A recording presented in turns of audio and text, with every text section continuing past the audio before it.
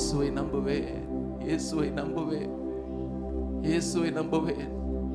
நாளெல்லாம் நான் பின்பற்றினேன். இந்த ஒரே ஒரு அந்த ஒரு அனுபவி மாத்திரம் நம்ம பாட போறோம்.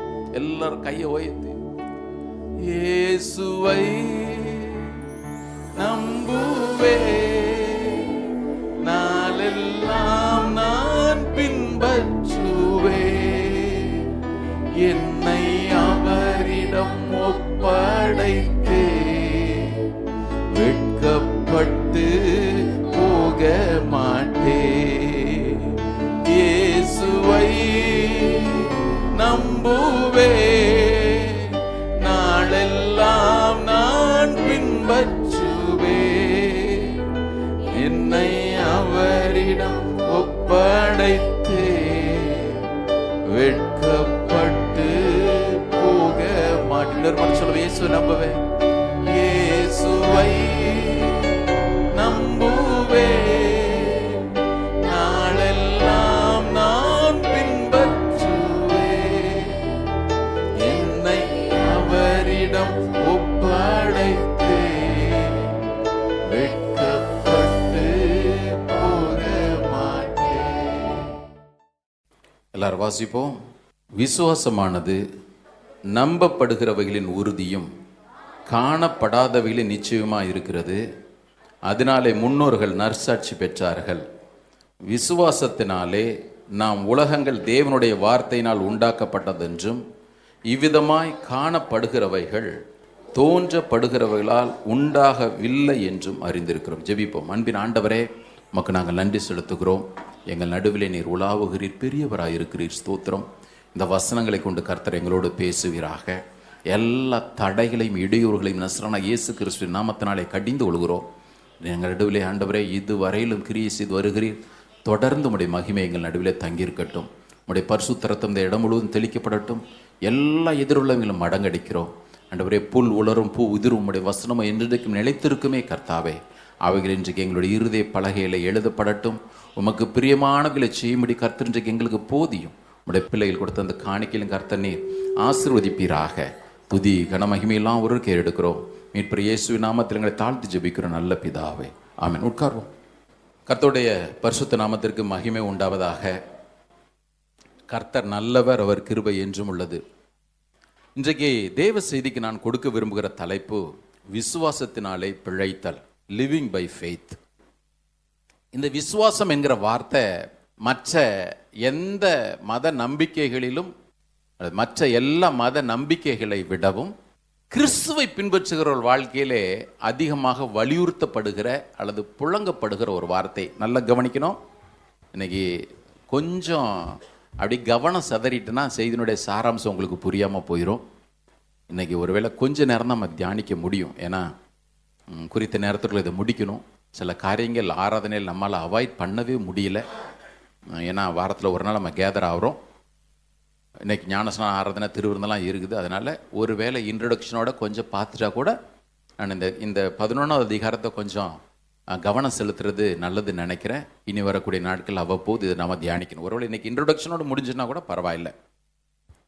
இந்த விசுவாசம் என்பது கிறிஸ்தவ உலகத்திலே அல்லது தேவ பிள்ளைகள் மத்தியிலே அதிகமாக புழங்கப்படுகிற ஒரு வார்த்தை. இந்த விசுவாசம் என்பது தான் தேவனோடு ஒரு மனிதனுக்கு உண்டாகக்கூடிய உறவினுடைய தொடக்க புள்ளி. நல்லா கவனிக்கணும். இன்னைக்கு மனுஷனுக்கு இருக்கிற பிரச்சனை என்ன அப்படின்னா, தேவனாலே சிருஷ்டிக்கப்பட்ட மனிதன், தேவ சாயலாகவே படைக்கப்பட்ட மனிதன் என்றைக்கு பாவம் செய்தானோ அவரோடு இருக்கிற உறவை இழந்துட்டான். இதுதான் பிரச்சனை. பாவம் என்பது என்ன? தேவனுக்கும் நமக்கு நடுவில் இருக்கிற உறவை அறுத்து போடுறது. இதுதான் அன்னைக்கு இருந்த எல்லா பிரச்சனைகளுக்கும் மூல காரணம். சாபம் அங்கே தான் தொடங்குச்சு, சாவும் அங்கே தான் தொடங்குச்சு, எல்லா சமாதான கேடுகளும் அங்கே தான் தொடங்குச்சு. தேவனோடு இருந்த அந்த உறவை அருந்துச்சு. இப்போ இந்த உறவை புதுப்பிப்பதற்கு மனுஷனுக்கு அல்லது மனுக்குலத்திற்கு கொடுக்கப்பட்ட ஒன்று விசுவாசம். இந்த விசுவாசம் என்பது என்ன? தேவன் ஒருத்தர் இருக்கிறாருன்னு பொத்தாம் பொதுவாக நம்புவது இல்லை. அப்படிதானே? கடவுள் நம்பிக்கையெல்லாம் விசுவாசம் கிடையாது. மறுபடியும் சொல்றேன், கடவுள் நம்பிக்கை என்பது விசுவாசம் கிடையாது. எல்லாருக்குள்ளேயும் கடவுள் நம்பிக்கை இருக்குது. நான் அடிக்கடி சொல்றது போல, நாம சபைக்கு போறோம் அல்லது ஆராதனைக்கு வர்றோம், கூட்டங்களுக்கு போறோம், இன்னொருத்தன் எங்கேயோ போறான். நாம அதிகாலையில இருந்து தேவனிடத்துல ஜெபிக்கிறோம். இன்னொருத்தன் பூஜை புனஸ்காரங்களை உங்களையும் என்னை விட ரொம்ப பக்தியாவே பண்றான். இன்னைக்கு காலையில் நான் விடிய காலம் முடிச்சவங்க எத்தனை பேருன்னு கேட்டான்னு வச்சுக்கோங்களேன். இன்னைக்கு ஒருவேளை சபைக்கு வரணும்னு நீங்கள் கையை உயர்த்தலாம். ஆனால் டெய்லி நீங்கள் அதிகாலையில் எத்தனை பேர் எழுந்திருக்கிறீங்க கேட்டிங்கன்னா கண்டிப்பாக சகோதரிகள் முதற்கொண்டு எல்லாருடைய கையும் இப்படி போயிடும்.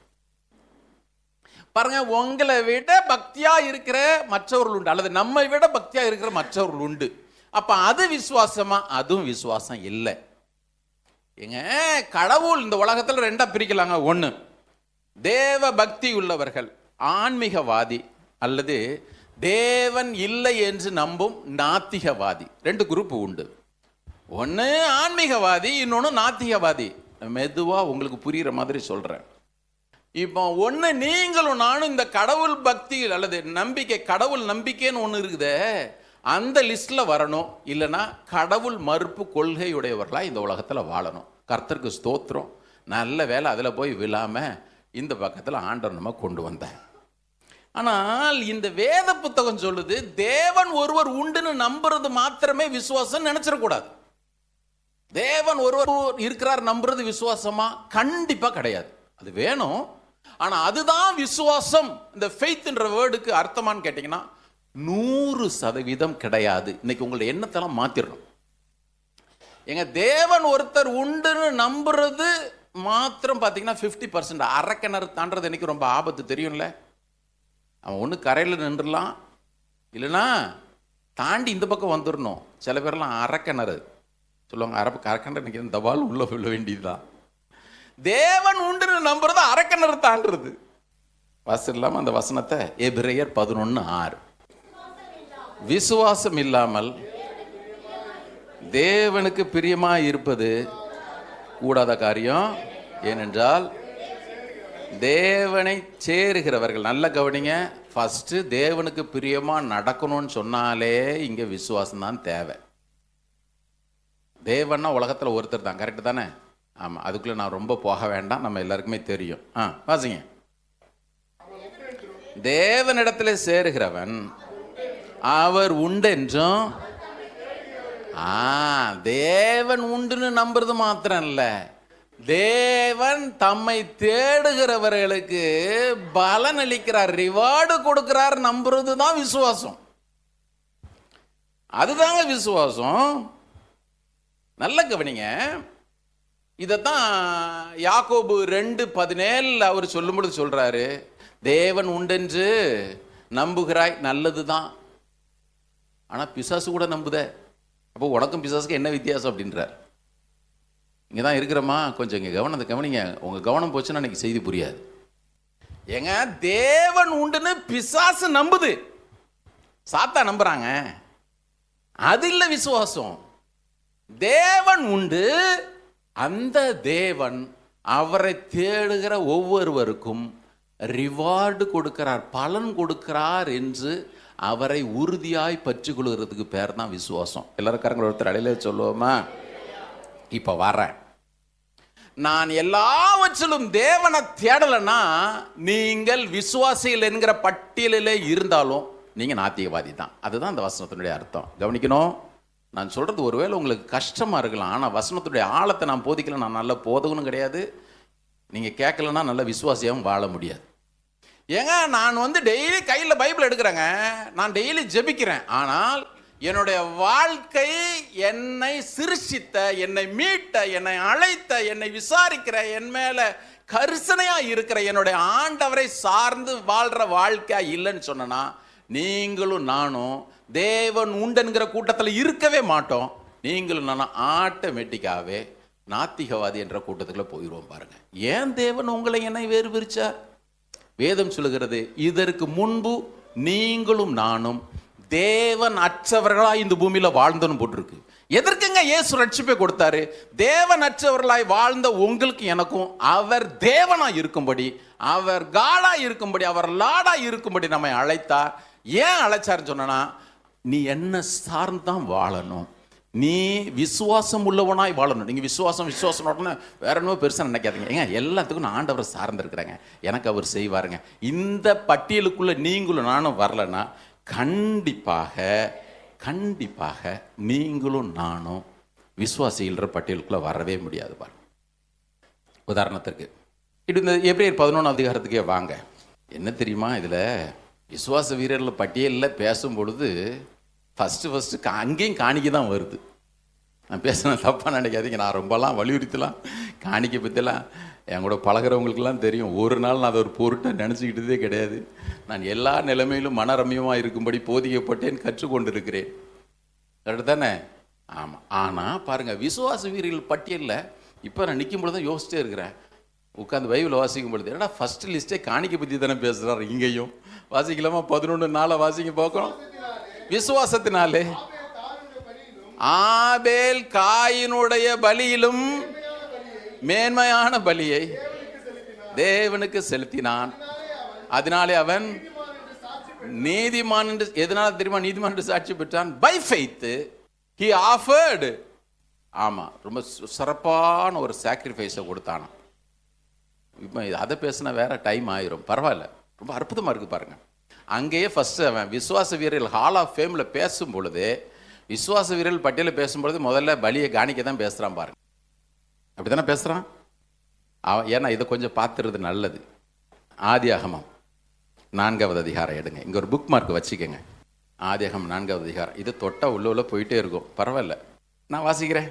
முதல் வசனத்திலிருந்து. ஆதாம் தன் மனைவியாகிய ஏவாளை அறிந்தான். அவள் கர்ப்பவதியாகி காயினை பெற்று கர்த்தரால் ஒரு மனுஷனை பெற்றேன் என்றால்.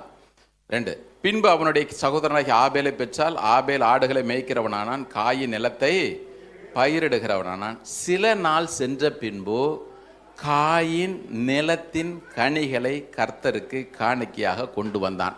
விசுவாச வீரர்கள் பட்டியல் எங்கே தான் பிரதர் தொடங்குது? எங்கிருந்து தெரியுமா தொடங்குது? சில நாள் சென்ற பின்பு காயின் நிலத்தின் கனிகளை கர்த்தருக்கு காணிக்கையாக கொண்டு வந்தான். நம்ம சண்டே கிளாஸில் படிக்கும் பொழுதுலாம் அப்பன்னு சொல்லுவாங்க, இந்த காயின் இருக்கிற பாரு ரொம்ப மோசம், அவன் பாரு அப்படியே அழுகி போன காய்கறியெல்லாம் கொண்டு வந்தான். ஒன்றும் கிடையாது. வசனம் சொல்லுது நல்லது தான் கொண்டு வந்தான். கரெக்டு தானே? அவன் பைபிளில் போடாத ஒன்று அப்படியே எடுத்து விடுறது. அடுத்து பாருங்க, இந்த காயின், நான் மறுபடியும் சொல்கிறேன், ரத்தம் சிந்துதல் இல்லாமல் பாவ மன்னிப்பு இல்லை. அந்த ஃபெய்த் ரெவலேஷனுக்கெல்லாம் நான் இப்போ வரல. இப்போ நான் அதுக்குள்ளே வரல, அது தனி டாபிக், அதை நம்ம பார்ப்போம். ஆனால் இப்போ அடுத்த வசனத்தை கவனிங்களேன். ஆபேலும் காணிக்க கொண்டு வந்தான். எப்படி தெரியுமா கொண்டு வந்தான்? வாசிங்க. தன் மந்தையின் இந்த ஃபர்ஸ்ட் பார்ன், ஃபர்ஸ்ட் ஃப்ரூட், ஃபர்ஸ்ட்லிங்னு ஒன்று இருக்குது பாருங்க. இது ரொம்ப முக்கியம். இங்கே தான் அவனுக்கு ஃபெய்த்தே வருது. ஏங்க, காயினை போல என்னால் ஒன்றும் எடுத்து கொடுக்க முடியாது. தலையீற்று என்று சொல்வது கிறிஸ்துவை காண்பிக்கிற எல்லா இடத்திலும் தலையீற்று, முதற்பலன். நான் ஏற்கனவே உங்களுக்கு சொன்ன யாத்திராகமத்தில் 12வது அதிகாரத்தில் அன்றைக்கு இஸ்ரவேலருடைய தலையீற்றுகள் சார்பிலே இயேசு மரித்தார். ஆட்டுக்குட்டி செத்ததுனால பின்னால் உள்ளவங்களாம் தப்புனாங்க. நான் சொல்கிறேன், உங்களுக்கு புரியுதா புரியலையா? ஏற்கனவே பேசியிருக்கிறது, இன்னும் அப்லோட் பண்ணல, கண்டிப்பாக அதை கேளுங்க. நல்ல கவனிங்க. இஸ்ரவேலருடைய வீடுகளிலே அவருடைய தலையீச்சுகள், முதற் பேர பிறந்த ஒரு தலையீச்சு கூட சாகலைங்க. ஏன் சாகலை அப்படின்னா, ஆண்டவர் சொன்னார், எகிப்துள்ள எல்லா தலையீச்சுகளும் சாகும்னு சொன்னார். ஃபர்ஸ்ட் பண்ண எல்லாமே சாகும். எங்கே சொன்னார்? எகிப்தில் உள்ள எல்லாம். இஸ்ரவேல்லாம் எகிப்தில் தானே இருந்தாங்க. எகிப்தில் தான். அப்போ அவங்களும் செத்துருக்கணும்ல, அவங்க வாழ்க்கையிலையும் அவங்க பிள்ளைங்களாம் செத்துருக்கணும்ல. அங்கே ஆண்டவருடைய வார்த்தை அப்படியே நிறைவேறிச்சு. கர்த்தருக்கு ஸ்தோத்திரம். இவர்களுடைய ஃபர்ஸ்ட் பார்ன் பிளேஸில் ஆட்டுக்குட்டி ரத்தம் சிந்தினபடியினாலே, அதனால தான் சொல்கிறேன், ரொம்ப முக்கியம். அவருடைய சார்பில் ஆட்டுக்குட்டி ரத்தம் சிந்தினபடியினாலே இவர்களுடைய தலையீச்சுகள் ஒன்றும் சாகாதபடிக்கு அன்றைக்கு காக்கப்பட்டது. இப்போ ஃபர்ஸ்ட் பார்ன், தலையீச்சு அல்லது முதற் பிறந்தவர்ன்ற பேரில் இயேசு தான் வர்றார். வசனம் சொல்லுது. ஏன் இவனுடைய காணிக்க மாத்திரம் விசுவாசன்ற பேரில் உள்ள வந்துச்சுன்னு கேட்டிங்கன்னா, அவன் தலையீச்சுகளிலே, முதற் பலன்களிலே சிறந்ததை, குழுமையானவைகளே. ஒன்று விசுவாசம், 2வது மனப்பூர்வம். அப்படி தானே வசனம் சொல்லுது? அதில் நொஞ்சு நசல் கொண்டதெல்லாம் கொண்டு வரல, நல்ல கொழுத்தவைகளை அவன் கர்த்தருக்கென்று கொண்டு வந்தான். அதனால தான் இவனுடைய பலியை பார்க்கலாம், இவனுடைய பலி விசேஷமாக ஏற்றுக்கொள்ளப்பட்டது. பிரதர் கவனிக்கணும். இன்னைக்கு ஆராதனைக்கு உள்ள வந்திருக்கிறோம். நான் காயினை போலவும் வர முடியும். கையில் காணிக்கை எடுத்துட்டு வரலாம், நிறைய கொண்டு வரலாம், கையில் பைபிள் எடுத்துட்டு வரலாம், ஆண்டவரை பாடுறது கூட இனிமையாக பாடலாம். நான் பேரு கிறிஸ்தவங்க, பயபக்தியோடு இருக்கிறேன், நான் காயினை போல வாழ்ந்து விட முடியும். ஆபேல் எப்படிப்பட்டவன் தெரியுமா? வசனம் சொல்லுது, இவனை போல இவனு பலி செலுத்தின, அப்படித்தானே? இவனை போல இல்லாம அவன் செலுத்தினான் போடல, இவன் செலுத்தினதை பார்க்கிலும் மேன்மையான பலியை செலுத்தினான். ஒரு அலையில சொல்லுங்களாம் பாப்பா. இப்ப வர்றேன்.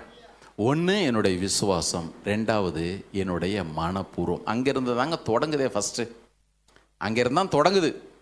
இவன் மனப்பூர்வமாய் கொடுத்தான், இவன் விசுவாசத்தோடு கொடுத்தான். இது ரெண்டுமே இல்லாம காயினுடைய வாழ்க்கை இருந்தபடியினாலே தேவன் அவனை அங்கீகரிக்கவே இல்லை. கவனிக்கணும், நான் தேவனுக்கு எதை செய்தாலும் சரி நம்முடைய வாழ்க்கை அங்கீகரிக்கப்படவில்லை என்று சொன்னால் நாம் செய்கிற ஒன்றாகிலும் தேவன் ஒரு பொழுதும் அங்கீகரிப்பதே இல்லை. கர்த்தர் நமக்கு உதவி செய்யட்டும், ஆண்டவர் நமக்கு உதவி செய்வாராக. நல்ல கவனிங்க. இப்போ நான் வந்து எபிரேயர் 11ஆம் அதிகாரத்துக்கு வந்துருங்க. இந்த விசுவாசம் என்பது என்ன? இந்த வசனத்தினுடைய ஆழத்தின்படி பார்த்தீங்கன்னா, நான் தேவன் ஒருவர் இருக்கிறார் நான் நம்புறேன், நான் அவரை நம்புவேனே ஆகில் ஒரு காரியமும் என்னுடைய சுயமா செய்ய மாட்டேன். விசுவாசிக்கும் அவிசுவாசிக்கு என்ன வித்தியாசம்?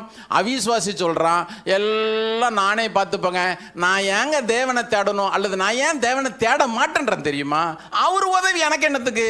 நானே எல்லாத்தையும் செஞ்சுப்பேன். எந்த ஒரு காரியத்தை டீல் பண்ணணுமா நானே பார்த்துப்பேன், என் சுயபலத்தில் பார்த்துப்பேன். என்னிடத்துல பணபலம் உண்டு, என்னிடத்துல அதிகார பலன் உண்டு, எனக்கு அவரை தெரியும் இவரை தெரியும், நான் பார்த்துப்பேன். அது அவிசுவாசி. இப்ப விசுவாசியும் அதே மாதிரி ஏதோ ஒன்றை சார்ந்து வாழுமே. ஆனால் அவனுக்கு எனக்கு என்ன வித்தியாசம் இருக்குது? அவனுக்கு எனக்கு என்ன வித்தியாசம் இருக்குது? இன்னொரு இடத்துல சொல்றேன், நான் தேவனை நன்கு அறிந்திருந்தும் நான் அவரை சார்ந்து கொள்ளாம தவிக்கிற அனுபவம் கூட சில நேரத்தில் வந்துடும். கொஞ்ச நாளைக்கு முன்னாடி எங்கள் வீட்டில் திடீர்னு கரண்ட் போயிடுச்சு. இன்னொரு லைட்டு பல்ப் மட்டும் எரிஞ்சிட்டு இருக்குது. உங்களுக்கு தான் தெரியும்ல, வீட்டில் கரண்ட் இல்லைன்னா எந்த வேலையுமே நடக்காது. வீட்டில் இருந்து வெளியே வந்து பார்த்தா எல்லார் வீட்லையும் லைட் எரியுது. அப்போ நம்ம வீட்டில் மட்டும்தான் கரண்ட் போயிடுது. நான் போகிறேன், ஃபியூஸ் கேரியர் பக்கத்தில் போய் பார்க்குறேன், எந்த எரிஞ்ச ஸ்மெல்லும் இல்லை. எரிஞ்ச ஸ்மெல்லும் இல்லை, நல்லா தான் இருக்குது. தொட்டு பார்த்தா எந்த சூடாகவும் இல்லை. ஒவ்வொரு ஃபியூஸ் கேரியராக பிடுங்குறேன். ஒரு ஃபியூஸ் கேரியரில் கம்பி பக்கத்தில் இருக்குது, ஆனால் அருந்துருக்குது. நல்லா கவனிக்கணும். ஒரு பாடத்தை நான் கற்றுக்கிட்டேன். என்ன தெரியுமா? என் வீட்டுக்கு உள்ள வரைக்கும் எலக்ட்ரிசிட்டி வருது, கரண்ட் வருதுங்க. ஒரு சின்ன தொடர்பு அற்று போனபடியினாலே அதனுடைய நிறைவான தன்மையை என்னால் அனுபவிக்கவே முடியல. கிறிஸ்தவ வாழ்க்கைக்கு அப்படி வரட்டுமா? தேவன் அதே வல்லமையுடையவர் தாங்க. தேவன் இன்றைக்கும் அற்புதங்களை செய்கிறவர் தான். தேவன் நாம் ஆராய்ந்து முடியாத பெரிய காரியங்களையும் எண்ணி முடியாத அதிசயங்களையும் செய்ய வல்லவராய் இருந்த போதும், அவரை நான் நன்கு அறிந்தவன் என்கிற பெயரோடு வாழும் பொழுதும், அவரை பற்றி 1000-10,000 புத்தகங்கள் வாசித்திருந்தாலும், அவரை குறித்த 1000 செய்திகள் கேள்விப்பட்டாலும், நான் 1000 ஜப கூட்டங்களுக்கு போனாலும், 1000 ஊழியர்கள் எனக்கு தெரிஞ்சிருந்தாலும், நான் அவரோட இருக்கிற அந்த தொடர்பு மட்டும் கரெக்டாக இல்லைன்னு வச்சுக்கோங்களேன், நான் இருட்டில் தான் தவிக்கணும். சிம்பிளுங்க. இயேசு சொன்னார், இங்கே பாரு, நீங்கள் என்னிலும் என்னுடைய வார்த்தை உங்களிலும் நிலச்சிருந்தா மாத்திரம்தான் நீ கணக்கு எடுக்க முடியும். எனக்கு பெரிய துக்கம் என்ன தெரியுமா? 4 மணி நேரமாக கரண்ட் வரும்னு சொல்லிட்டு எல்லா வேலையும் நின்று கிடக்குது. ஏன்னா சிஸ்டத்தை கூட ஆன் பண்ண முடியாது. போய் பார்க்குறேன், யாரு கண்ணுக்கும் தெரியாமல் அப்படி பக்கத்தில் இருக்குது.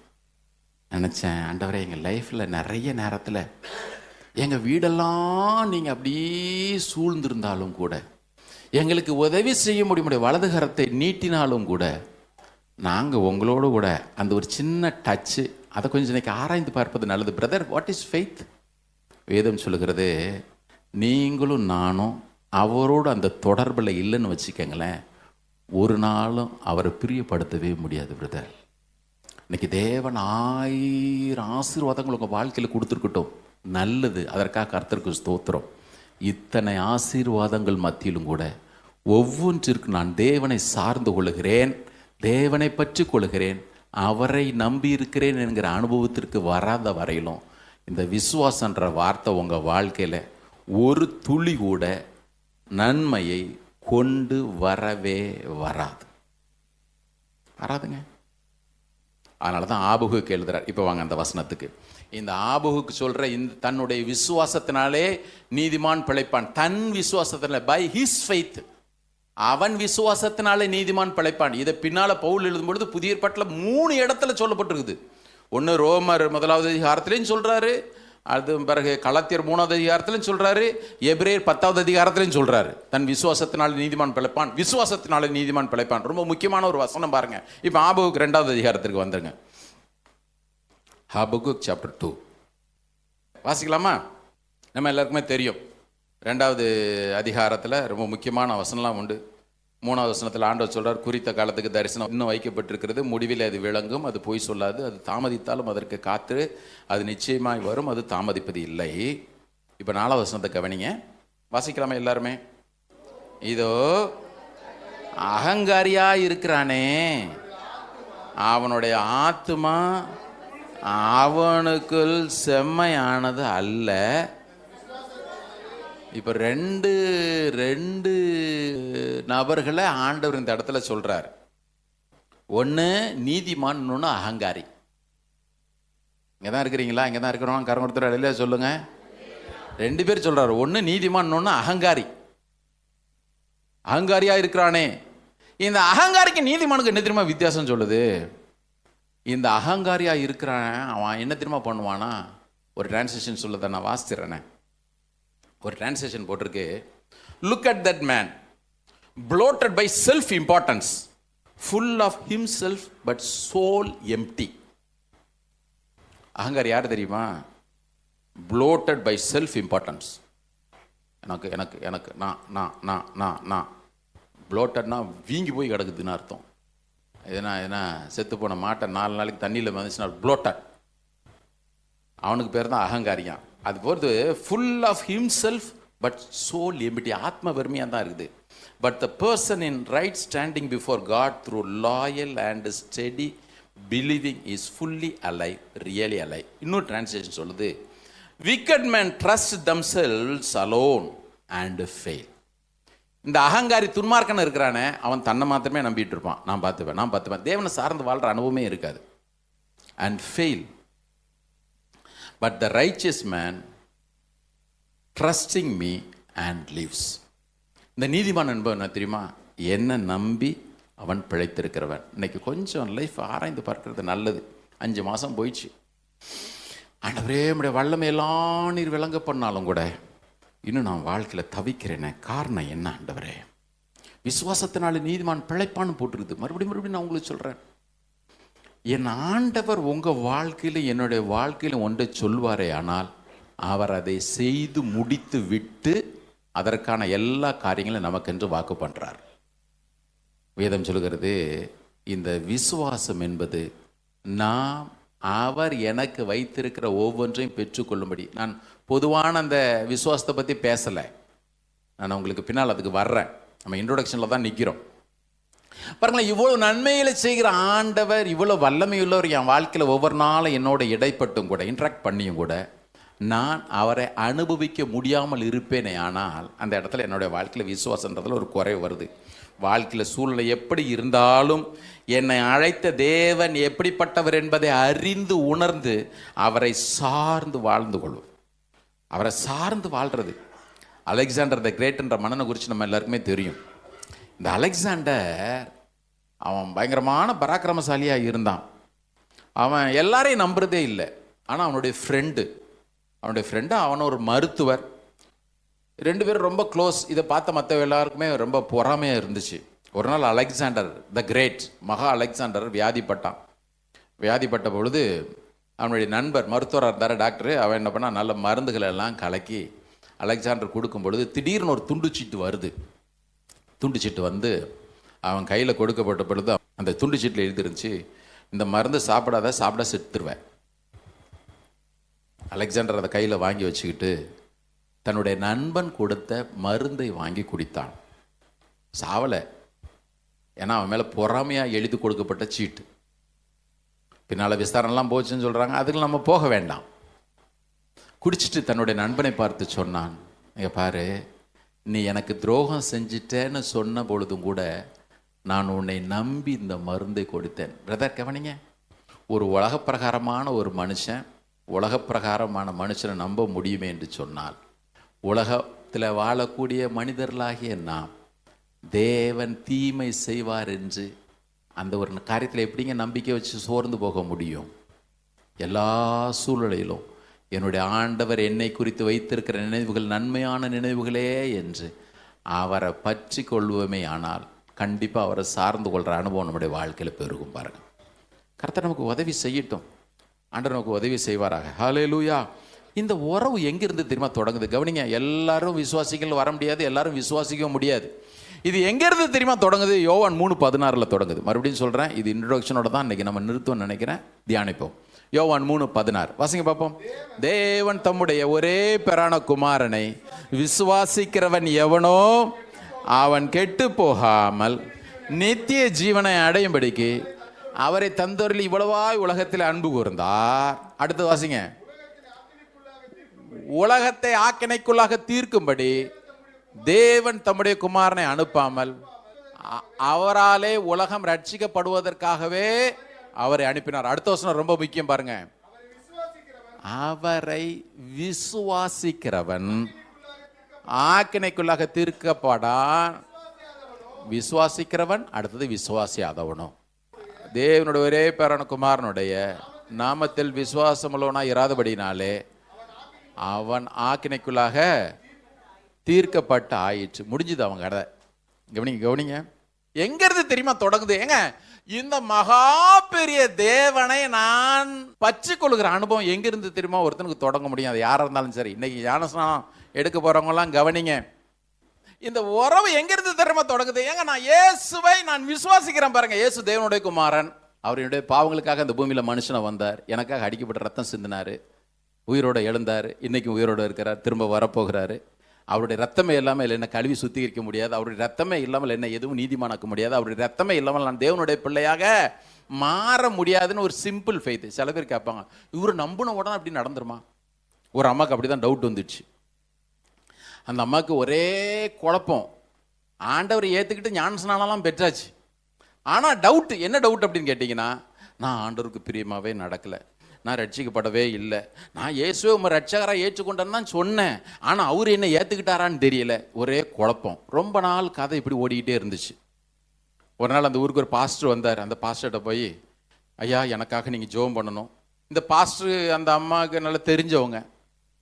அந்த அம்மா சுகத்தை பார்த்து, ஏன் சிஸ்டர் இவ்வளோ சுகமாக இருக்கிறீங்க? ஐயா, நான் இயேசுவை ஏற்றுக்கிட்டேன், ஆனால் அவர் என்ன ஏற்றுக்கிட்டாரான்னு தெரியல. அந்த டவுட் இருக்குல்ல நிறைய பேருக்கு. ஆமாம், நான் ஏற்றுக்கிட்டேங்க, அவர் என்ன ஏற்றுக்கிட்டாரான்னு தெரியலையே. இந்த அம்மாவுக்கும் அதே டவுட்டு, பாஸ்டருக்கு என்ன சொல்லணும்னு தெரியல. அந்த அம்மா பேர் மேரி பிரான்சிஸ். ஏம்மா, உங்கள் சொந்த பேர் என்ன? என் பேர் மேரி. நீங்கள் எப்படிம்மா மேரி பிரான்சிஸாக மாறினீங்க? திருமதி மேரி பிரான்சிஸாக எப்படி மாறினீங்க? என்னைக்கு மாறினீங்க? பாஸ்டர், நீங்கள் கேட்குறது புரியலையா? ஏம்மா, கல்யாணத்தன்னைக்கு போனேன், வீட்டுக்காரர் முன்னால் நின்னாரா, மணமகன். ஆமாம். உங்ககிட்ட வந்த ஊழியக்காரர் என்ன கேட்டார்? மேரி ஆகிய நீர் இங்கே நிற்கிற பிரான்சிஸ் ஆகிய இவரை உம்முடைய மணமகனாக ஏற்றுக்கொள்ள சம்மதிக்கிறீரா? சில பேர் யோசிக்கிறீங்க, அன்னைக்கு சொல்லி தானே நான் மாட்டிக்கிட்டேன். அதுக்காக அவர் காலில் விழுந்து, பாஸ்டர் நான் ஏற்றுக்கிறேன் பாஸ்டர், தயவு செய்து சேர்த்து வைக்கலாம் ஒன்றும் சொல்லவே இல்லை. ஏம்மா, நீ ஒரு ஏற்றுக்கிறியா? ஆம், ஏற்றுக்கொள்ளுக்கிறேன். சொன்ன உடனே மேரியா இருந்த நீ மேரி பிரான்சிஸாக மாறிட்ட. இதுக்கு நீ ஒன்றும் காலை பிடிச்சலாம் கதறல. இவர் ஏற்றுக்கிறியாமா கணவனா? ஏற்றுக்கிறேங்க, முடிஞ்சு போச்சு. அன்னைக்கே அவரு பாருங்க அடிபிசாசம். அவரு வேற சொல்லியிருப்பாரு, எனக்கு தேவன் தந்த எல்லாவற்றையும் நான் உனக்கு தர்றேன். ஒன்று கஷ்டமே படலை. பாருங்க, வசனம் சொல்லுது, இயேசுவே நாம ஏற்றுக்கொள்றேன் ஐயா, உமக்கு மனவாட்டியா நான் வாழ்கிறேன்னு ஒரு சிம்பிள் உண்மையாக வர்ற ஒரே ஒரு கன்ஃபியூஷன் தான் பாருங்க. இதுக்கு காலை பிடிச்சி கதற வேண்டியதே இல்லை. அன்னைக்கே ரட்சிப்ப, தேவனை பற்றுகிற விசுவாசத்தை, அவரோடு இருக்கக்கூடிய அந்த உறவை புதுப்பிக்கக்கூடிய அந்த பாக்கியத்தை கர்த்தர் அன்னைக்கே உங்களுக்கு எனக்கும் கொடுத்துட்டார். எல்லாரும் கரம் கொடுத்து சத்தம் அழிலே சொல்லுவோமா?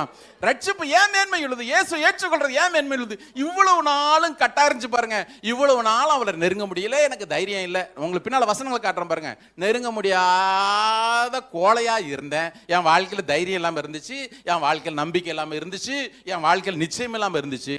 இப்போ நான் இயேசுவை என்னுடைய சொந்த ரட்சகராக ஏற்றுக்கொண்டபடியினாலே எனக்குள்ள ஒரு தைரியம் வந்துச்சு.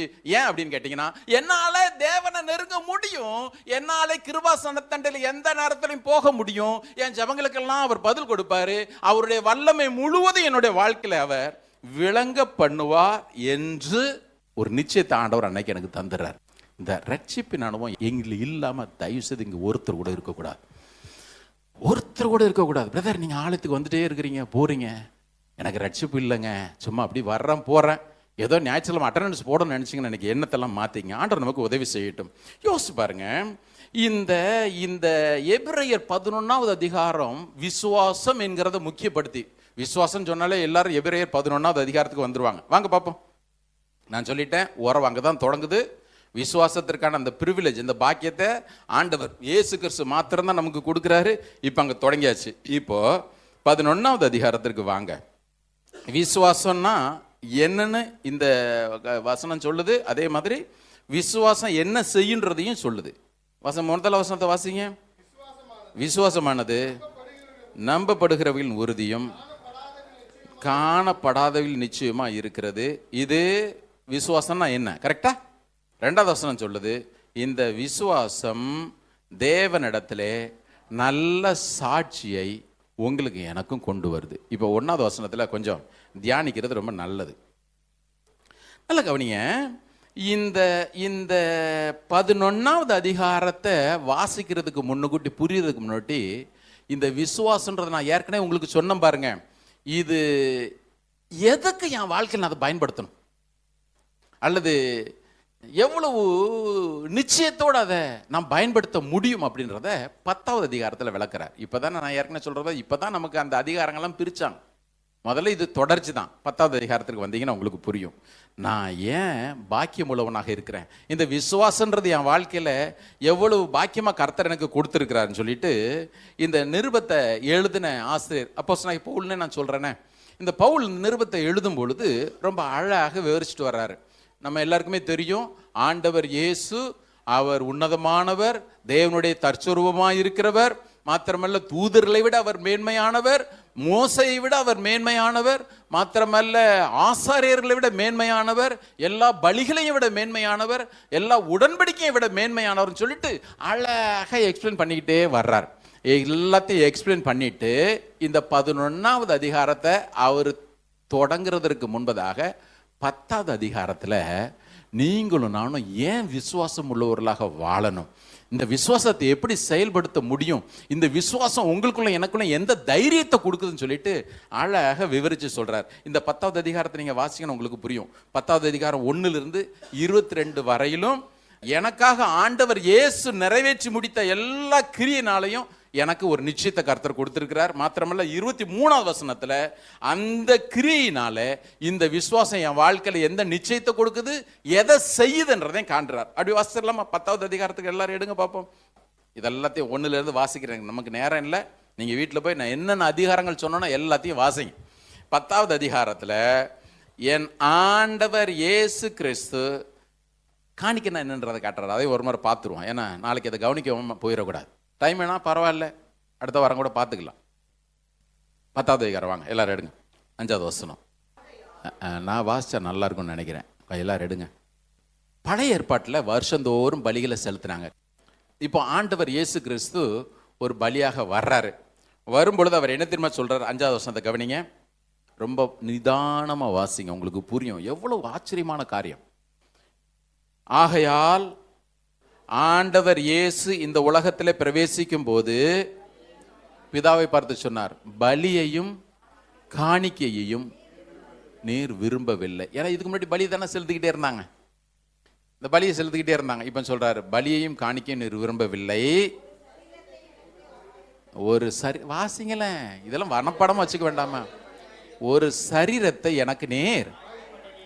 இப்ப கவனிங்க, கிறிஸ்தவ வாழ்க்கையில ஃபர்ஸ்ட் நம்மை நாமே அர்ப்பணிப்பது எவ்வளவு முக்கியமா இருக்குது. அதனாலதான் ஆரம்பத்திலே உங்களுக்கு சொன்னேன், நீங்க 1000 காரியத்தை தேவனுக்குன்னு செய்யலாம், ஓடி ஓடி ஊழியம் செய்யலாம், அல்லது பெரிய பெரிய சாதனைகளை நான் படைச்சேன்னு சொல்லலாம்.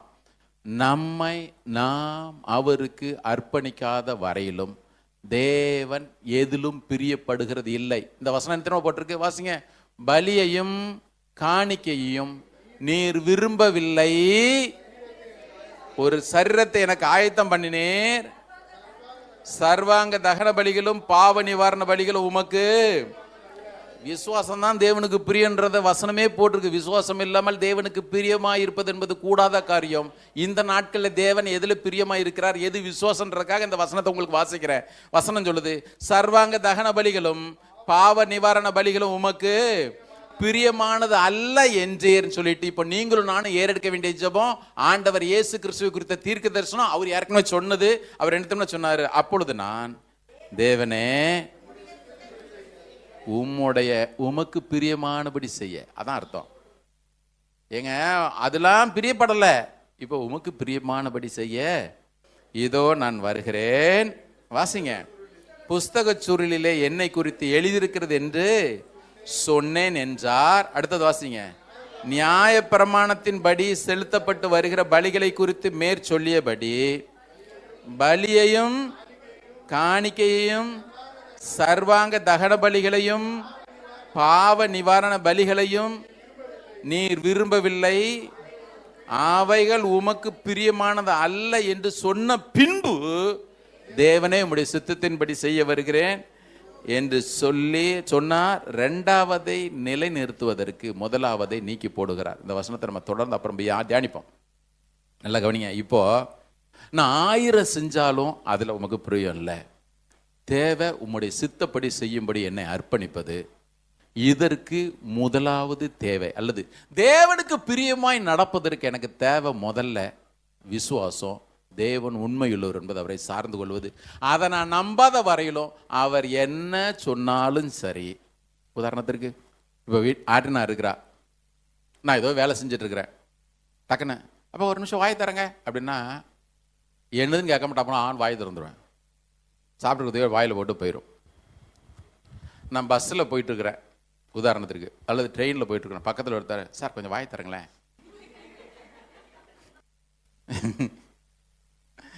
புரியுதா புரியல நான் சொல்கிறது? ஏதுக்கு தெரியுமா? ஆண்டு சொல்கிறாரு, இந்த பாரு, நீ அவரை அறியாத வரையிலும் அவருக்கு பிரியமாக வாழ முடியாது. அவர் என்ன எதிர்பார்க்கிறார் ஒன்றை செய்ய முடியாது. அதற்கு ஃபஸ்ட்டு தொடக்க புள்ளியே, ஸ்டார்டிங் பாயிண்ட் ஒன்று இருக்கணும்னா இந்த விசுவாசம் உன்னுடைய வாழ்க்கையில் அவசியம்.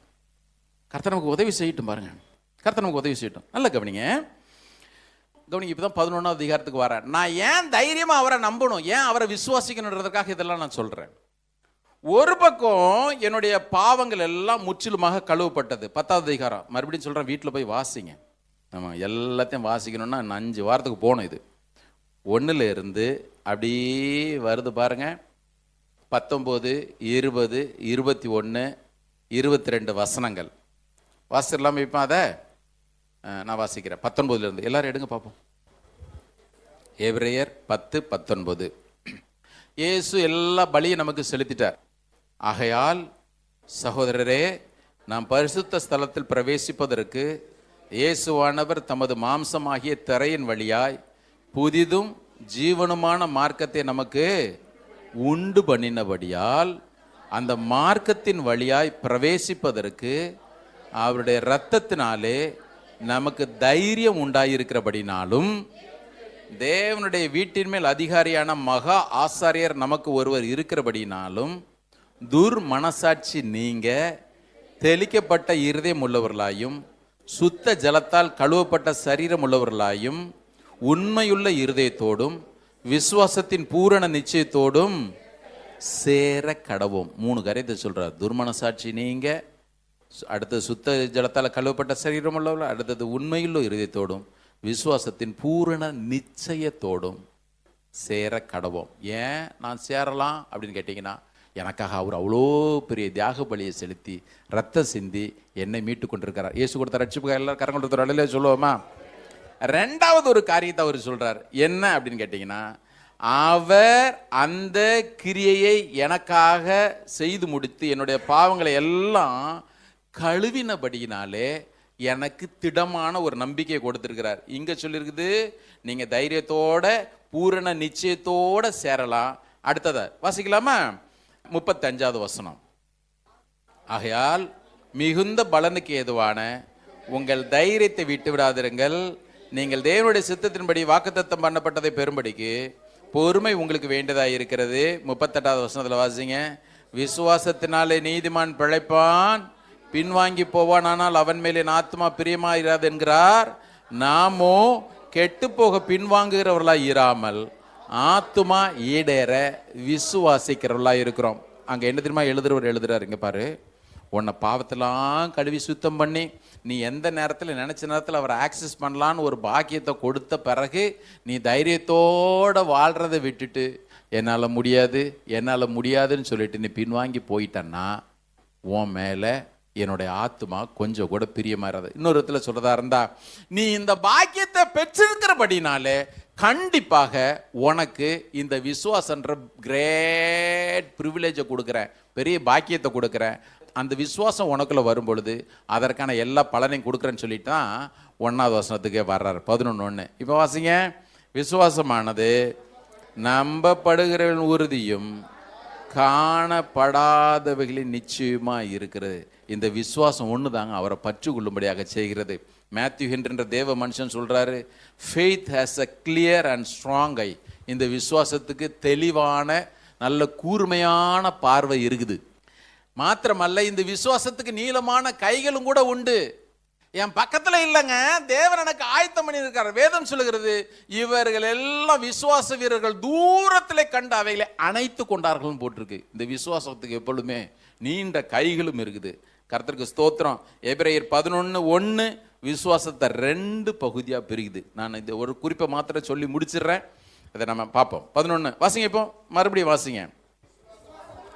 விசுவாசமானது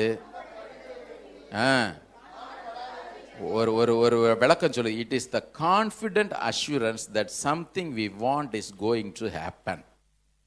நான் விரும்புகிற ஒன்று எனக்கு நடைபெற போகிறது என்கிற தைரியமான அந்த திட நம்பிக்கை, அந்த நிச்சயத்தை இந்த விசுவாசம் எனக்கு கொடுக்குது. அடுத்தது வாசிங்க, அதை பின்பகுதி. நான் நம்பப்படுகிறவர்களின் உறுதி காணப்படாதவைகளின் நிச்சயமா இருக்கிறது. இன்னொரு இதில் சொல்லணும், நான் பார்க்கல, என் கண்ணு பார்க்கல, ஆனால் தேவன் சொல்லிட்டாரு, எனக்கு அதை கண்டிப்பாக செய்வார். இதுக்குள்ள அடையாளங்கள் அல்லது கண்ணில் பார்க்கறதற்கான எந்த அறிகுறியும் இல்லாமல் போகலாம், ஆனால் அதற்கான எல்லா அறிகுறிகளையும் தேவன் எனக்கு முன்னால் ஓடன விசுவாச வீரர்களை கொண்டு காண்பிச்சிட்டார். உதாரணத்துக்கு சொல்லுவாங்க பாருங்க, நெருப்பு இல்லாமல் புகையாதுங்க. எங்கேயோ லேசாக புகை வந்துச்சுன்னா என்னமோ எரியுது தானே. நாங்கள் ஒரு நாள் சித்தூர் பகுதிக்கு உடனே சாப்பாட்டுக்கு போயிருட்டீங்களா அப்படின்னு நினைக்கிறாங்க. அதுவும் காலையில் 6 மணிக்கு எழுப்பிவிட்டு டான் பிரிச்சுன்னு கூப்பிட்டு போயிட்டாங்க. ஒரு பக்கம் தூக்க கலக்கம், ஒரு பக்கம் பசி. அங்கே நின்று ஏசு நல்லவர். அடுத்தவர் பேசும்பொழுது அப்படி வாங்க அப்படி போகலான்னு பார்த்தா நல்ல மசால் வடை வாசம். எல்லாம் எழுந்துட்டாங்க பாருங்க, நல்ல மசால் வடை வாசம். வடை இன்னும் நான் பார்க்கவே இல்லை, ஆனால் ஃப்ரெண்டுகிட்ட சொல்லிட்டேன், எங்கேயோ மசால் வடை போடுறாங்கய்யா. உடனே அந்த ஸ்டாண்டு முடிவுக்குள்ள அப்படி போய் எல்லாம் தேடலான்னு சொல்லி பார்த்தா ஒரு வீட்டில் அப்படி தட்டு நிறைய மசாலோட போட்டு வச்சுருக்குறான். இப்போ எவ்வளோ கேளு. இப்போ கேட்டால் அந்த அம்மா எல்லாம் சாப்பிட வராங்க, உங்களுக்கு தர முடியாது, இது அவங்களுக்காக ஆர்டர் போட, அவங்க எங்களுக்கு தான் செய்கிறாங்கன்னு எங்களுக்கே தெரியல. அந்த வீட்டில் தான் நாங்கள் சாப்பிட்றதுக்கு தான் அந்த அம்மா வடை போட்டுட்டு இருக்குது. ஆனால் பாருங்க, வாசனை வந்த உடனே திட்டம் தெளிவாக சொல்லிட்டேன், எங்க வடை போடுறாங்க பாரு. வடை கண்ணில் பார்க்கல, பார்க்கறதுக்கு முன்னாடியே வடை போடுறான்ற ஸ்மெல்லு வந்துடுச்சு. நான் உங்களுக்கு சொல்றது புரியுதா புரியலையா? ஆண்டவர் சொல்றாரு, இங்க பாரு, நீ பார்க்கல, புரியுறதுக்காக அந்த இது சொன்னேன். ரொம்ப பெரிய உதாரணம் சொன்னா உங்களுக்கு புரியாதே. ஆண்டவர் சொல்றாரு, இங்க பாரு, உன் வாழ்க்கையில நடைபெறுகிற ஒவ்வொன்றும், அல்லது உனக்கு முன்பு வாழ்ந்த பரிசுத்தவான்களுக்கு நான் எதெல்லாம் செய்தேனோ அதையெல்லாம் உனக்கு செய்வேன்னு சொல்லிட்டு உனக்கு நான் எழுதி வச்சிருக்கிறேன். இவைகளெல்லாம் நம்பப்படுகிறவைகளின் உறுதி தானே. இன்னைக்கோ வாழ்ந்த பழைய ஏற்பாட்டு பரிசுத்தவான்கள் மாத்திரம் நினைச்சிடாதீங்க, பழைய ஏற்பாட்டு பரிசுத்தவான்கள் நினைக்காதீங்க. இன்றைக்கும் நம்முடைய நடுவில் ஆண்டவர் அதெல்லாம் செஞ்சுட்டு தான் வந்தார். என்ன நமக்கு இருக்கிற பெரிய சாபகேடு, நேற்று அற்புதம் செஞ்சு தூக்கி எடுத்துட்டாரா, இன்னைக்கு அதே பிரச்சனை வரும்பொழுது அப்படியே முக்காடு போட்டு உட்காந்துருப்போம் பாரு. சாட்சி மட்டும் சொல்லிடுவோம், கர்த்தர் எனக்கு அற்புதம் செய்தார். இன்னைக்கு நேற்று செஞ்சவர் இன்னைக்கு செஞ்சு போறாரா என்ன? இன்னொரு விதத்தில் சொல்லிடுறேனே, ஏதோ நேற்று happen by an accident brother, ஏதோ தற்செயலாக நடந்துச்சு பிரதர். இன்னைக்கு அப்படி நடக்குமான்னு எனக்கு தெரியல. தேவன் எவ்வளவு துக்கப்படுவார் பாருங்க, தேவன் எவ்வளவு துக்கப்படுவார். வேதம் சொல்லுகிறது, நான் இப்ப பேசுறேன், நம்பப்படுகிறவர்கள் உறுதியோடு இருந்தவர்கள், அவர்கள் தங்களுடைய வாழ்க்கையில கண்களாலே காணாமல் இருந்தாலும் கூட அவர்கள் நிச்சயமாய் அதை பற்றி கொண்டபடியினாலே தான் தேவனிடத்தில் அவர்களால் நற்சாட்சி பெற முடிஞ்சது. பிரதர் கவனிங்க, நான் இப்போ ஒன்று சொல்றேனே, சூழ்நிலை சரியா இல்லை ஆனால் நற்சாட்சி பெற்றாங்க. உதாரணத்திற்கு இப்போ வாசிங்க எபிரேயர் 11:4, நம்ம இதை தொடர்ந்து கவனிப்போம், பின்னாட்கள் கவனிப்போம். 11 வாசிங்க பார்ப்போம். விசுவாசத்தினாலே ஆபேல் காயினுடைய பலியிலும் மேன்மையான பலியை தேவனுக்கு செலுத்தினான், அதனாலே அவன் நீதிமான் என்று சாட்சி பெற்றான். இப்ப தேவனுக்கு பிரியமானதை செஞ்சானா? தேவனுக்கு பிரியமானதை செஞ்சானா செய்யலையா? ஏங்க ஆபேல் தேவனுக்கு பிரியமானதை செஞ்சானா செய்யலையா? கை வைத்தா ஒரு அலையில சொல்லுங்களேன். இப்ப வீட்டுக்கு வந்தான், வாழ்ந்து செலுத்திருந்தானா இல்லையா? நான் பேசுறது புரியுதா புரியலையா? எங்க தேவனுக்கு பிரியமானதை செஞ்சுட்டாங்க, தேவனுக்கு பிரியமானதை செஞ்சுட்டான். இப்போ வீட்டுக்கு வந்தான், நல்லா வாழ்ந்தானா வரலையா? சரி வந்தானா வரலையா விடுங்க, மறுநாள் அடுத்த மாதம் ஒழுங்கா வாழ்ந்தானா இல்லையா சொல்லுங்க. ஏங்க ஆபேல் தேவனுக்கு பிரியமான பலியை செலுத்திட்டான், தேவன் அங்கீகரிச்சிட்டாரு. இப்போ வாழ்ந்து சுகித்திருந்தானா இல்லையா? வாழ்ந்து சுகித்திருந்தான்லாம் கையெழுத்து ஓட்டு போடுங்க பார்ப்போம். அதோட அவன் கதை முடிஞ்சதுன்னு சொல்றவங்க நான் ஓட்டு போடுங்க, இதுதான் கரெக்ட், நான் ஓட்டு போடுறேன்ல. பைபிளை வாசி பரீட்சை எழுதுனா கூட நம்ம ஆளுங்களுக்கு எவ்வளோ டவுட்டு பாருங்க. அந்த தைரியமா 4 மணிக்கு யாருன்னா வந்து உங்க பைபிள் இப்படி போட்டிருக்கனா, அப்படியா இப்படித்தான் போட்டிருக்குது அப்படி பேசணும். நல்லா கவனிங்க, இவன் தேவனுக்கு பிரியமானதை செஞ்சான், வர்ற வழியில அண்ணங்காரன் காலி பண்ணிட்டான். இப்போ நீங்க கேட்பீங்க, தேவனுக்கு பிரியமா செஞ்சாலே கதை இதான் பிரதர், நீங்க வேற விசுவாசம் இல்லாமல் தேவனுக்கு பிரியமா இருப்பது கூடாத காரியம், அவருக்கு பிரியமா வாழ்ந்து என்னதான் பிரயோஜனம், முடிஞ்சு போச்சு கதை. அடுத்த வசனத்தை வாசிங்கன்னா தான் உங்களுக்கு புரியும். அதே வசனத்தை தொடர்ந்து வாசிங்க. அவன் நீதிமான் என்று சாட்சி பெற்றான், அவனுடைய காணிக்கை குறித்து தேவனே சாட்சி கொடுத்தார். ஒரு அலையில சொல்லுவோமா, அவன் ஒன்றும் சாவல, இன்னைக்கும் உயிரோட தான் இருக்கிறான். அவன் இன்னைக்கு உயிரோட தாங்க இருக்கிறான். காயின் சாகாம இருந்தாலும் செத்தவனானா, ஆபேல் மரித்தவனாயிருந்தும் வசனம் சொல்லுது அவன் இன்னும் பேசுகிறான். விசுவாசம் எதை கொண்டு வருது பாருங்க, விசுவாசம் எதை கொண்டு வருது பாருங்க. சில நேரத்தில் ஓ பிரதர் நான் தேவனுக்கு பிரியமா இருக்கிறேன் பிரதர், ஆனா எனக்கு துன்பம். கவனிங்க, உங்க வாழ்க்கையை தேவன் பேசும்படி செய்கிறார். நான் அன்னைக்கு கூட சொல்லும் பொழுது சொன்ன, எத்தனை பேருக்கு அது புரியுதோ புரியல எனக்கு தெரியல. அன்றைக்கு பவுல் சொன்னாரு, நான் கிறிஸ்துவனுடைய அச்சடையாளங்கள், அல்லது நான் கிறிஸ்துவனுடைய தழும்புகளை நான் சுமந்துட்டு போறேங்க, கிறிஸ்துவனுடைய அச்சடையாளங்கள் என்னுடைய சரீரத்தில் தரித்திருக்கிறேன், களத்திற்கு எழுதினார். அந்த அச்சடையாளங்களை பார்க்குறவன் எல்லாரும் ஐயோ பவுலுக்கு ஏன் இந்த துன்பம் சொல்லிட்டு பேசியிருக்க மாட்டாங்க விசுவாசிகள்லாம். இவ்வளவு துன்பங்களின் நடுவிலும் பவுலுக்கு தேவன் எவ்வளவு உண்மையுள்ளவராக இருக்கிறார் சொல்லிட்டு அவருடைய விசுவாசங்கள் ஒளிந்து போவதற்கல்ல, அவருடைய விசுவாசத்தை எல்லாம் கட்டி எழுப்புவதற்கு தேவன் அந்த தழும்புகளை கருவியாக பயன்படுத்தினார். நீங்கள் நான் சொல்கிறேன், உங்கள் வாழ்க்கையில் சில நேரத்தில் நான் விசுவாசத்தோடு இருக்கிற ஆண்டவரே, பிரியமாக வாழ்கிறேனே, ஆனால் ஏன் ஆண்டவரே என் வாழ்க்கையில் இத்தனை சோதனைகள் நெருக்கங்கள்? ஒன்றை மாத்திரம் மறந்துடவே மறந்துடாதீங்க, உங்கள் தழும்புகளையும் பாடுகளையும் வேதம் சொல்லுகிறபடி அவன் மரித்தும் இன்னும் பேசுகிறான். நான் தேவனுக்கு பிரியமா இருக்கிறதுனால உலகம் எனக்கு விரோதமா எழும்பும், என் கூட இருக்கிறவங்க எனக்கு விரோதமா எழும்புவாங்க, என் கூட பிறந்தவங்க எனக்கு விரோதமா எழும்புவாங்க. ஆனால் ஒன்றை மாத்திரம் மனசுல வச்சுக்கோங்க, நான் தேவனுக்கு பிரியமானவன் என்று அவராலே சாட்சி பெறுகிறேன். என் தேவன் என்னுடைய ஒவ்வொரு காரியங்களையும் பாராட்டுகிறார். என்னுடைய தேவன் என்னை நிலைநிறுத்துகிறார். ஒரு நிலையில சொல்லுவோமா, இந்த தைரியம் வந்துட்டாலே அடுத்தது அவரை நம்பி நான் போறேங்க. அந்த வாசி முடிச்சிடலாம், எடுங்க பார்ப்போம். எபிரேயர் 11வது அதிகாரம். விசுவாசமானது நம்பப்படுகிற உறுதியும் காணப்படாதவையில் நிச்சயமா இருக்கிறது. அதனாலே தான் முன்னோர்கள் நற்சாட்சி பெற்றார்கள்.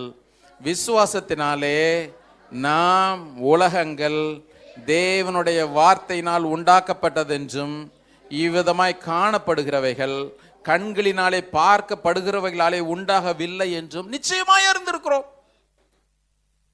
விசுவாசம் அதை தான் செய்யுது. விசுவாசம் பாருங்க, உலக அறிவுக்கு விரோதமா பேசுது. கவனிங்க, நேற்று கூட போய் சரி கூகுள் அப்படி உலகம் எப்படி சிருஷ்டிக்கப்பட்டதுன்னு டைப் பண்ண உடனே அது சொல்லுது பிக் பேங் தியரி. படிக்கிற பிள்ளைங்களுக்கு தெரியும். ஏதோ ஒன்று ஃபோர்ஸ் ஒன்னோட ஒன்று மோதிச்சு, அதனால தான் உலகம் உண்டாச்சு.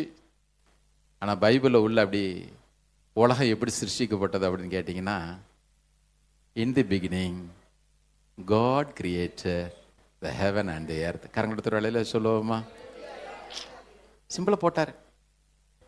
இதுக்கு போய் $1 பில்லியன் செலவழிச்சு கிடக்கிறாங்க. உலகம் எப்படி உண்டாச்சு அதான் போட்டிருக்குதே. 200 பைபிளில் வாங்கினா ஃபர்ஸ்ட் வசனமே போட்டுடுச்சு. இதுக்கு ஏன் போது $2000 பில்லியன் செலவழிச்சிருக்கேன் முட்டா பசங்களா? தேவன் சிருஷ்டித்தார். நான் கூட சொல்லிட்டு போயிட்டே இருப்பேன். எது மாறினாலும் மாறும். நாளைக்கு நீ சொல்லுவ பிக் பேங் தியரின்னு சொல்லுவேன், அதுக்கு பிறகு ஸ்மால் பேங் தியரின்னு சொல்லுவேன். சிம்பிள், என்னைக்கும் மாறாது. In the beginning God created heaven and the earth. கரங்கெடுத்த வேலையில சொல்லுவோமா? இல்லை, ஒரே ஒரு வசனத்தை மாத்திரம் நான் உங்களுக்கு சொல்லி முடிச்சிடறேன். இதை தொடருவோம். எபிரேயர் 1வது அதிகாரத்தில் நேற்று வாசிச்சுட்டு இருக்கும் பொழுது இந்த ஒரு வார்த்தை ரொம்ப தொட்டுச்சு. இந்த இயேசு எப்படிப்பட்டவர், ஏன் அவரை நம்ப முடியும், இந்த இயேசுனுடைய வல்லமை என்ன? 1வது வசனத்தில் 1:1 நம்ம வாசி முடிச்சிடலாம். வாசிங்க, எல்லாரும் சேர்ந்த வாசிக்கலாம். பூர்வ காலங்களில் பங்கு பங்காகவும் வகை வகையாகவும் தீர்க்கதரிசிகள் மூலமாய் பிதாக்களுக்கு திருவுளம் பற்றின தேவன் இந்த கடைசி நாட்களில் கர்த்தராகிய இயேசு கிறிஸ்துவின் மூலமாய் நமக்கு திருவுளம் பற்றினார். இவரை சர்வத்துக்கும் சுதந்திரவாளியாக நியமித்தார். இவரை கொண்டு, வேதம் சொல்லுகிற இவரை கொண்டு, இவருக்கென்று, ஆனா இங்க சொல்றார் இவரை கொண்டு உலகங்களை உண்டாக்கினார். இவர் குமாரனாகிய இவர் பிதாவுடைய மகிமையின் பிரகாசமும் பிதாவுடைய தன்மையின் சொரூபமாய் இருந்து சர்வத்தையும், வாசிங்க, சர்வத்தையும் தம்முடைய வல்லமையுள்ள வசனத்தினாலே தாங்குகிறவராய் தம்மாலே தாமே நம்முடைய பாவங்களை நீக்கும் சுத்திகரிப்பை உண்டு பண்ணி உன்னதத்தில் உள்ள மகத்துவமானவருடைய வலது பார்சத்தில் உட்கார்ந்தார். வசனம் சொல்லுது சர்வத்தையும், அண்ட சராசரங்களையும் தம்முடைய வல்லமையுள்ள வசனத்தினாலே தாங்கிட்டு இருக்கிறாராம். எத்தனை கோள்கள் உண்டு யோசிச்சு பாருங்க. பூமி, வசனம் சொல்லுது பூமியை அவர் தான் தாங்கிட்டு இருக்கிறாரு. சூரியன் அதை அவர் தான் தாங்கிட்டு இருக்கிறாரு. வேற எத்தனை சொல்லுவீங்க, பிளானட்ஸ் எல்லாத்தையும் வசனம் சொல்லுது. அவருடைய வல்லமையுள்ள வசனத்தினாலே எங்க பூமியையே தாங்குற உங்க வாழ்க்கை என் வாழ்க்கையும் தாங்க முடியாதா என்ன? தாங்க முடியாதா என்ன? கண்ணில் பார்க்கல, வசனம் சொல்லுது அவர் தான் தாங்கிட்டு இருக்கிறார். சமீபத்தில் ஒரு சின்ன ஒரு காரியம் வாசிச்சிருந்தா ரொம்ப ஆச்சரியமா இருந்துச்சு. இந்த ஹெலிகாப்டர் இருக்குல்ல, இந்த ஹெலிகாப்டர்ல மேல அந்த ரோட்டர் சொல்லுவாங்க பாருங்க, ரெக்கை. இந்த மொத்த ஹெலிகாப்டரையும் தூக்கிட்டு போறது நீங்க ரெக்கைன்னு நினைப்பீங்க. ஆனா இன்ஜினியருங்கெல்லாம் சொல்றாங்க இந்த ரெக்கை இல்லப்பா, ரோட்டர் இல்லை. இந்த ஹெலிகாப்டரை அந்த ரெக்கையோட சேர்த்து மேலே ஒரு நட்டு போட்டிருப்பாங்க. அந்த நட்டுக்கு பேர் என்ன பேர்? நட்டு பேர் தெரியுமா? ஸ்லாங்கில் ஜீசஸ் நட்டு. என்ன கூகுள் பண்ணி பாருங்க, ஜீசஸ் நட்டு. நட்டுக்கு பேரே அவன் ரொம்ப ரொம்ப ரொம்ப பொருத்தமாக வச்சிருக்கிறான் பாருங்க, ஜீசஸ் நட். இந்த நட்டை கழட்டினா அவ்வளோதான், மொத்தம் கீழே விழுந்துரும். பார்க்கறதுக்கு நட்டு ஒன்றும் தெரியாது. ஆனால் பைலட்டை கேட்டால் சொல்லுவார், ஜீசஸ் நட்டை கழட்டிட்டுமா? எப்பா ஏன் நட்டு கலண்டுரும்? அந்த ஒரு நட்டு தாம்பா தாங்கி பிடிச்சிட்டு இருக்குது. ஹெலிகாப்டரை பார்க்கும்பொழுது ஒன்றும் நட்டே தெரியல. யோ, கண்ணுக்கு தெரியாதியா, நட்டு தான் ஏன் தாங்கிட்டு இருக்குது. வசனம் சொல்லுது, சர்வத்தையும் கவனிங்க, அண்ட சராசரங்களையும் தம்முடைய வல்லமையுள்ள வசனத்தினாலே தாங்குகிறவராய் வார்த்தையா ஒருத்தர் இருக்கிறாருங்க. அவர் சொன்ன வார்த்தை ஏங்க நீங்கள் நானும் நம்ப முடியாது? அதையே தாங்குகிறவருக்கு நீங்கள் நானும் பாரமாயிருவோமா என்ன? உள்ளங்கைகளிலே வரைந்திருக்கிற நல்ல ஆண்டவர். ஆமென். உள்ளங்கைகளிலே தாங்குகிற நல்ல ஆண்டவர். என்ன நீர் தாங்குகிறீர் ஆண்டவரே, என் பிள்ளைங்க லைஃப்பை நீங்கள் தாங்குறீங்க ஆண்டவரே. சில பேர் சொல்லுவாங்க, என் பிள்ளைய நான் தாங்குன்னு தாங்கினேன். ஒன்றும் இல்லை, அது 4 வயசுக்கு பிறகு தூக்கினாலே இடுப்பு வலிக்குதுன்னு சொல்லுவோம். ஆனால் வேதம் சொல்லுகிறது, தம்முடைய கரங்களிலே தாங்குகிறவராய் வல்லமையுள்ள வசனத்திலே தாங்குகிறவராய் இருக்கிறார் நல்ல ஆண்டவர். பாருங்க. ஆமாம். இன்னைக்கு எதெல்லாம் நினச்சி கவலைப்பட்டு உள்ளே வந்தீங்களோ எனக்கு தெரியாது, எந்தெந்த பாடுகள் உங்களுக்கு உண்டோ எனக்கு தெரியாது. ஆனால் மறந்துடாதீங்க, இந்த சர்வத்தையும் தாங்குகிற தேவன் தம்முடைய வார்த்தையில உண்மையற்று போயிருந்தால் பூமி எங்கே போயிருக்குமோ தெரியாது, சூரியன் எங்கே போயிருக்குமோ தெரியாது, சந்திரன் எங்கே போயிருக்குமோ தெரியாது. தேங்க் காட், எல்லாத்தையும் தாங்குகிற அவருடைய கரம் இன்றைக்கு உங்களை என்னையும் தாங்கிட்டு இருக்கு. எல்லாரும் எழுந்து நிற்போம். இந்த நிச்சயம் நமக்குள்ளே வரட்டும். இந்த நிச்சயம் வந்துச்சுன்னா எல்லாத்தையும் அவரை சார்ந்து கொள்வோம். ஆமென். எல்லாரும் எழுந்து கொஞ்ச நேரம் அந்த நல்லவரை துதிப்போம்.